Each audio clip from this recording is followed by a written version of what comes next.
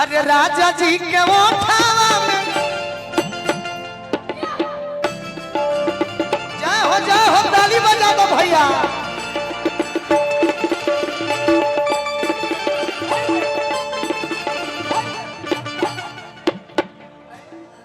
अब अपना भैया से कहा के मुर्गी मार के दिखाओ। एकदम हम मुर्गी अदिति से बढ़िया मुर्गी प्रिंस बाबा मारो पक्का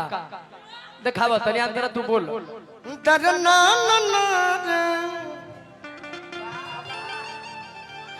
राजा जी के ओठावा में अब की बे अरे मालवा उतार दे रे बोका कहीं का मालवा उतार दे ना बुझाइल रे बहेली अब राजा जी के ओठावा में हेलो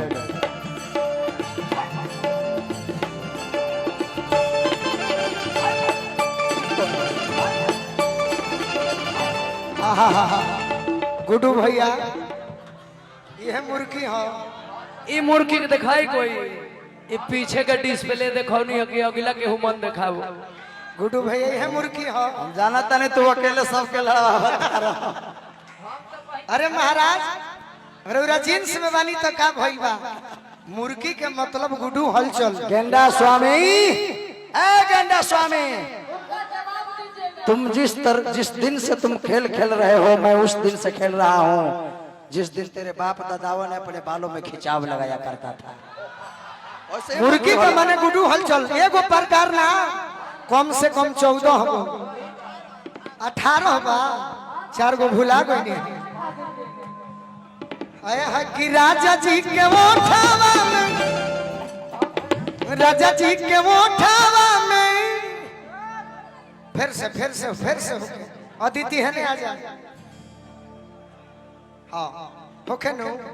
अरे राजा जी के ओठावा में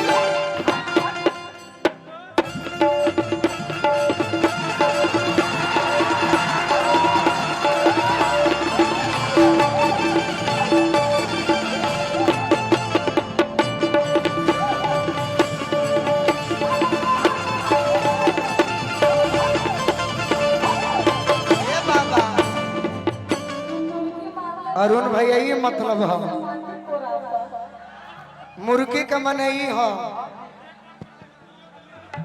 कि राजा जी के ओठावा में। गोलुआ भैया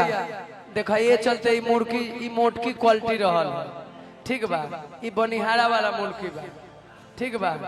आइए चलते मरलन कि इनका बौसिर के ऑपरेशन में टाका तुरवावे वाला मुर्गी मरलन कुंवर के चला इतना बुर्बक बारे कि 20 रुपया पर मुर्गी हमार मुर्गी हाँ कहले है कि जानी तो सुना हमरो शहर बा सुना झाड़ू के तुलना न कबो करी कूची आज हुनका के तुलना न कबो करी छूछी कुंवर के चेला है गोलू राजा अरुण अलबेला बन के गाइले आ गुड्डू ऐसन ब्यास से डार डोलवाइले कि आज राजा जी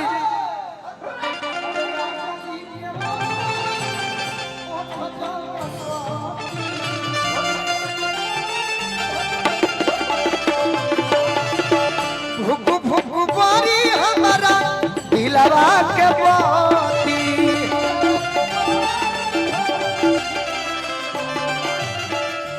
रात भर अरे लम्हे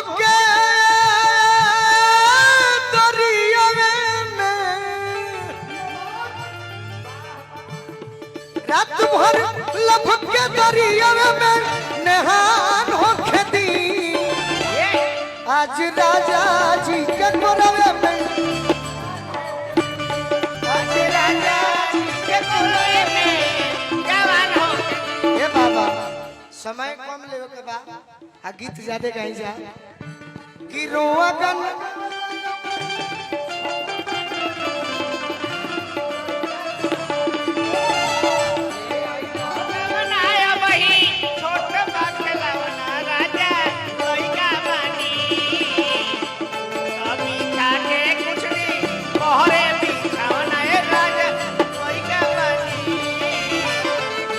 पीछा जवाब नहीं